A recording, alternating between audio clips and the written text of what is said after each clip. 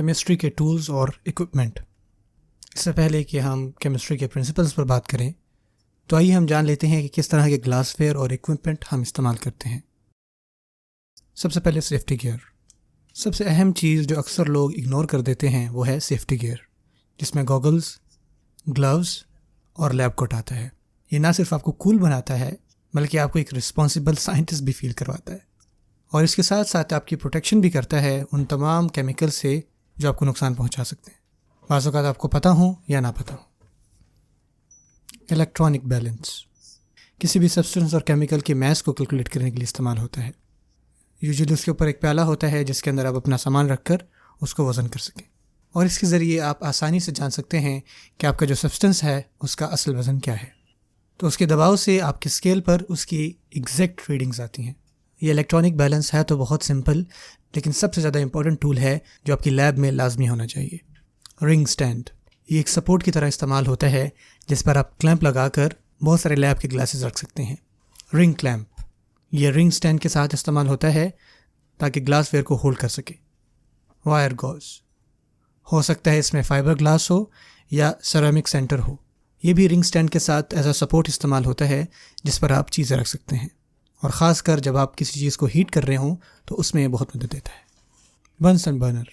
याद रखें कोई भी ऐसी चीज़ उसके साथ ना रखें जिसको आग लग सकती है, वरना इसकी वजह से बहुत नुकसान हो सकता है।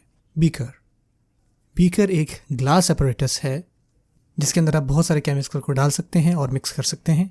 बीकर टोंग्स ये मेटल का होता है और एक कैंची नुमा शक्ल का होता है। क्रूसिबल एक सेरेमिक पॉट होता है, ये केमिकल्स को होल्ड करने के लिए इस्तेमाल होता है, ख़ास कर जब उनको हीट किया जाए। क्ले ट्रायंगल एक ऐसा मेटालिक ट्रायंगल, ये क्रूसिबल को सपोर्ट करने के लिए इस्तेमाल होता है। क्रूसिबल टोंग्स ये क्रूसिबल को पकड़ने के लिए इस्तेमाल होता है। एवेपोरेटिंग डिश एक सफ़ेद सेरेमिक डिस्क, ये इस्तेमाल होती है लिक्विड्स को हीट करने के लिए। यूटिलिटी क्लैंप एक ऐसा मेटालिक क्लैंप जिसमें रिंग स्टैंड के ज़रिए आप ग्लासवेयर को ईजिली रख सकते हैं। ब्यूरेट एक बहुत लंबी ग्लास की नुमा की चीज़, और ये इस्तेमाल होता है ताकि आप एक्यूरेट लिक्विड को किसी दूसरी चीज़ में डाल सकें। कोनिकल फ्लास्क, और इसको एर्लेनमायर फ्लास्क भी कहते हैं। ये एक ऐसा ग्लास होता है कि ऊपर से तो बहुत पतला होता है लेकिन नीचे से काफ़ी चौड़ा। ये भी केमिकल्स को होल्ड और मिक्स करने के लिए इस्तेमाल होता है। टेस्ट ट्यूब एक ऐसा ग्लास ट्यूब जिसमें आप लिक्विड्स वगैरह को मिक्स कर सकते हैं, और इसको आप रखते हैं किसी रैक पर या क्लैंप पर।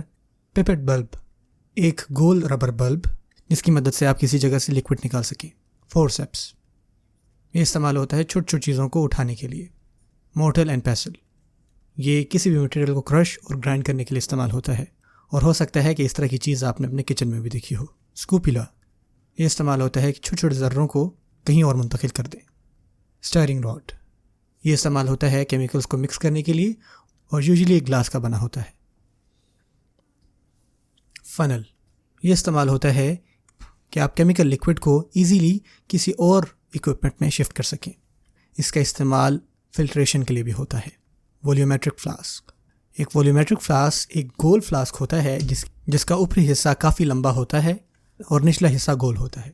इस ग्लास में एक लाइन भी होती है जो कि ये इशारा देती है कि आप इससे ज़्यादा लिक्विड इसमें नहीं डाल सकते, और इसकी स्पेशल कैप्स भी आती हैं ताकि कोई भी केमिकल लीक ना हो सके।